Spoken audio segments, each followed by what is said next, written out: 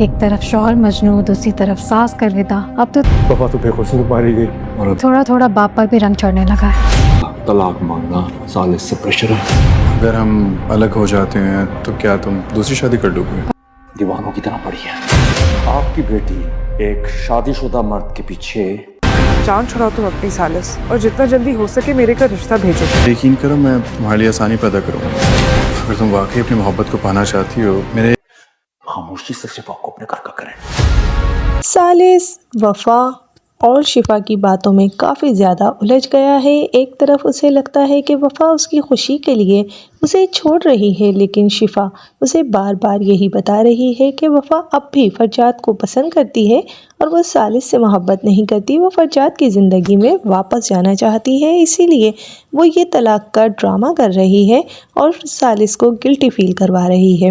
اسی لیے ثالث خود ہی جا کر وفا سے دو ٹوک بات کرنے کا سوچے گا، لیکن وفا بھی اسے کوئی سمپتی نہیں دکھائے گی اور اسے ایسا شو کرے گی کہ جیسے ثالث کے ساتھ رہنا اب اسے کوئی فرق ہی نہیں پڑتا اور ثالث کے بعد وہ کسی کی بھی زندگی میں آرام سے شامل ہو جائے گی. یہ سن کر ثالث کا گلٹ کافی حد تک کم ہوتا ہے اور وہ یہی سوچتا ہے کہ شاید جتنا میں وفا کے بارے میں پریشان ہو رہا ہوں، وفا مجھ سے دور جا کر اتنی زیادہ بھی مظلوم نہیں رہے گی. دوسری طرف فرجاد کے اوپر حقیقت کھل چکی ہے کہ شفا کیا کرتی پھر رہی ہے اور اس کا ساتھ کون دے رہا ہے.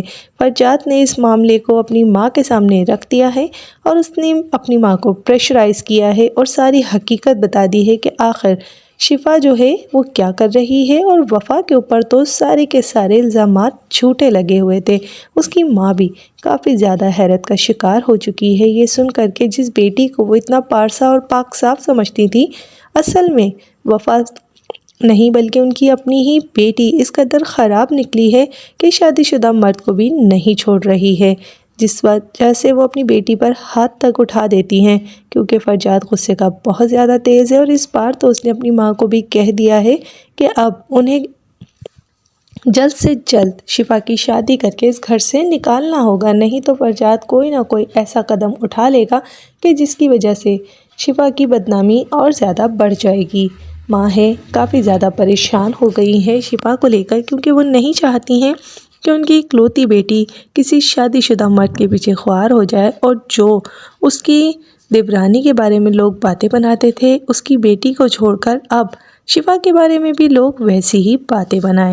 ایک طرف تو فرجاد کی ماں پر حقیقت کھل گئی ہے اور دوسری طرف ملاحت کو ذرا بھی عثمان کا وفا کی طرف جھکاؤ پسند نہیں آ رہا. وہ کافی زیادہ باتیں بناتی ہیں وفا کے اوپر اور ساتھ میں عثمان کو بھی گھسیٹ لیتی ہیں کہ اب ان کی بھی باپ دا بہت زیادہ چھلک رہی ہے، جس پر عثمان کافی زیادہ چور سے ہو جاتے ہیں کیونکہ وہ ہمیشہ ہی حوا اور وفا سے نفرت کا اظہار کرتے آئے ہیں. لیکن اب ملاحت نے ان کی چوری پکڑ لی ہے کہ وہ اپنی بیٹی کو اس دکھ میں نہیں دیکھ پا رہے ہیں اور ان کی باپ ہونے کی احساس جاگ رہا ہے، جس پر عثمان چپ ہو کر اپنی بیوی کا منہ دیکھنے لگتے ہیں.